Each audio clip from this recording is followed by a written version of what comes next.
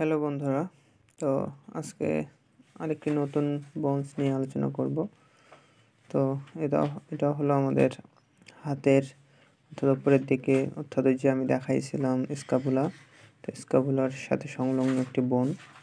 এটা হচ্ছে একটা আর্মের বোন আর কি, হচ্ছে মেডিকেল টার্মে এটাকে বলে আর্ম এর বোন, আর রেডিয়াসটা হলো 4 আর্মের বোন। তো এটার আমরা হচ্ছে জাস্ট দেখব যে আসলে বোনসটার কী পার্ট থাকে, কোনটাকে কী বলে। তো আমরা নেক্সট কোনো ভিডিওতে এর anatomical points, presenting parts and the muscle attachment, কোথায় ফ্র্যাকচার হয়, এগুলো নিয়ে আলোচনা করব।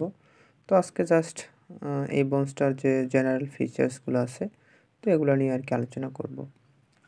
তো এটা হচ্ছে আসলে এটাকে বলা হচ্ছে হেডটা একটু হচ্ছে হেডটা হচ্ছে রাউন্ড শেপড। তো এই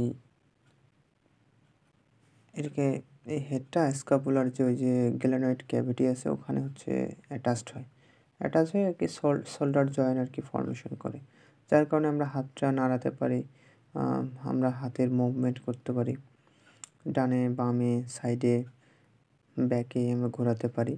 আর এটা হচ্ছে হেডটা থাকে আপার এন্ডে, আর এটাকে বলা হচ্ছে লোয়ার এন্ড। তো লোয়ার এন্ডে কিছু গুরুত্বপূর্ণ আর্টিকুলার পার্ট থাকে, যেমন এটা হচ্ছে এই যে উঁচু অংশটা, এটাকে বলা হচ্ছে ক্যাপিচুলাম। আর এই যে তার সাইডে একটু নিচু অংশটা, এটা যার বোন আসলে সে টি দিয়ে মার্ক করে রাখছে, তো এটাকে বলা হচ্ছে ট্রকলিয়া। আর এই যে এই সাইডগুলো, এটা হচ্ছে ল্যাটারাল এপিকন্ডাইল, আর এই যে ভিতরের দিকে এটা হচ্ছে মিডিয়াল এপিকন্ডাইল। আর এই ক্যাপিচুলামের ওপরে একটা ছোট খাঁজ আছে, আসলে বোঝা যাচ্ছে না খাঁজ, তো এটাকে বলা হচ্ছে রেডিয়াল ফসা। আর এই ট্রকলিয়ার ওপরে থাকে এটা হচ্ছে করনয়েড ফসা।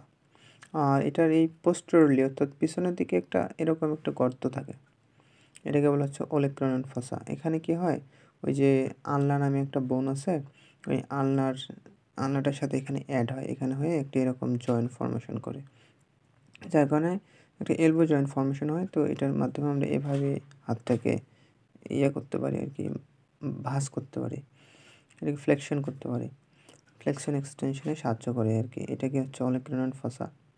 তো আমরা দেখলাম এটা হচ্ছে উঁচু জায়গাটা হচ্ছে আপনার ক্যাপিচুলাম, এটা হচ্ছে ট্রকলিয়া, এটা হচ্ছে রেডিয়াল ফসা, এটা হচ্ছে করনয়েড ফসা, এটা হচ্ছে ওলেক্রানয়েড ফসা আর কি এটা।